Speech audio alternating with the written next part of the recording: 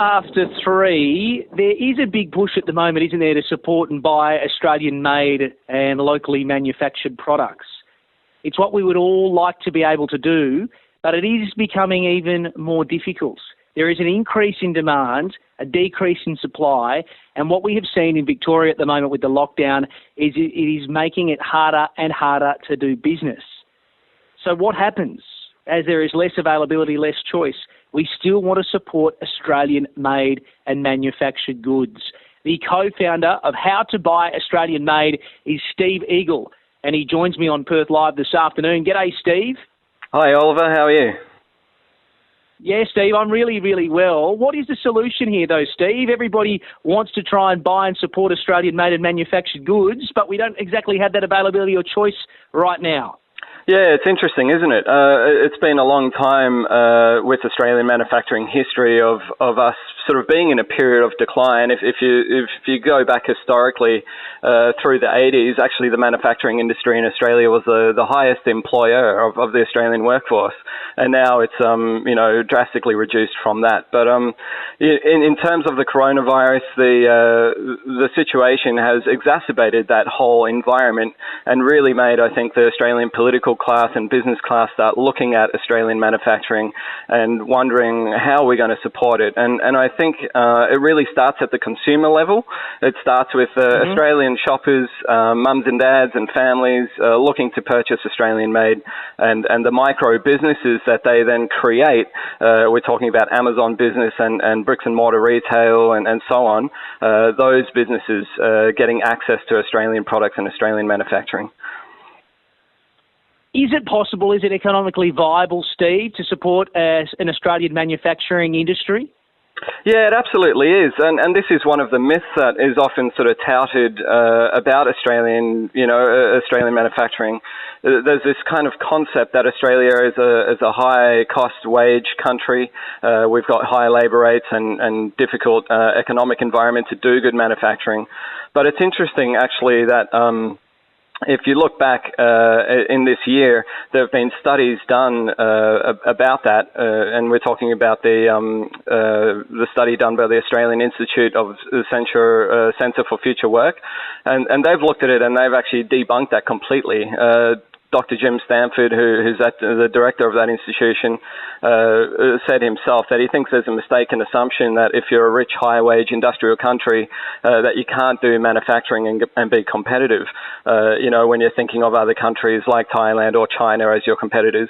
But they've studied that and they've sort of concluded that that's a complete fallacy, and that actually Australia is capable. And if you look back in our recent history, it was only sort of 5 years ago where we were producing automotive manufacturing and cars and vehicles and so on. And the underlying industry that supports automotive manufacturing is really in every direction.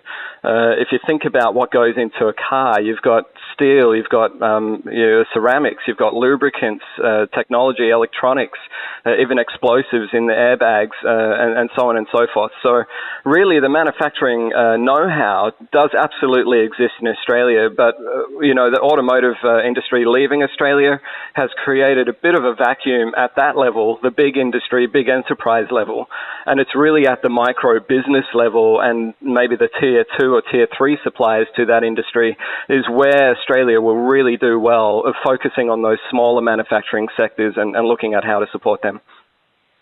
What about the myth here, Steve? If you're going to buy Australian-made and manufactured, you're going to be paying a premium. You're going to be paying a bit more than something that is manufactured overseas. Yeah, it's just one of these myths. If you study it, and this has been a big part of my 22-year career in manufacturing, looking at purchasing and looking at product development, studying the costs of implementing different products to market, and it's just not true. You can actually study the cost of Australian-made goods, and with their incumbent high quality and the fantastic resources that Australia has, you can really do well and and compete globally. An interesting side note to that is actually Australians, over the coronavirus pandemic that we're in at the moment, Australians have actually expressed that they're willing to pay more for Australian goods. So that number is sort of 13 to 17% more, depending on which study you read, and are also far more aware now of what they're buying. You know, Roy Morgan did a poll and discovered 90% of Australians are far more focused on where their country of origin is of their goods, and also looking to purchase Australian-made where they can find it.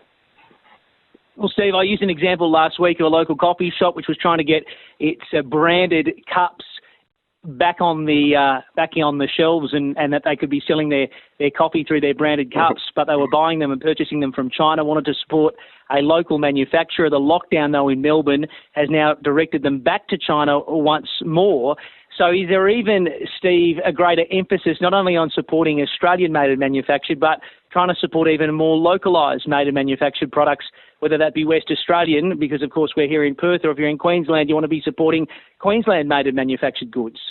Yeah, exactly. And even Nelson Research did a study on this in the last month, and what they observed is that 23% of shoppers are actually focused on exactly what you described, that local market, you know, who is in your immediate vicinity, and supporting those businesses. So I think that supports that. In terms of businesses, as you described, looking to get a local supply and then having to default back to China anyway, I think that's a short-term issue. We have a logistics problem at the moment in Australia with the border closures and local supply is being restricted because of that problem.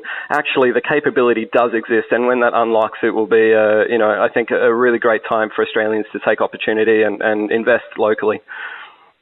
And that's exactly what you're doing. How to buy Australian-made. Steve, thanks for your expertise. Excellent. Thanks, Oliver. Steve Eagle, co-founder, How to Buy Australian-Made. If you are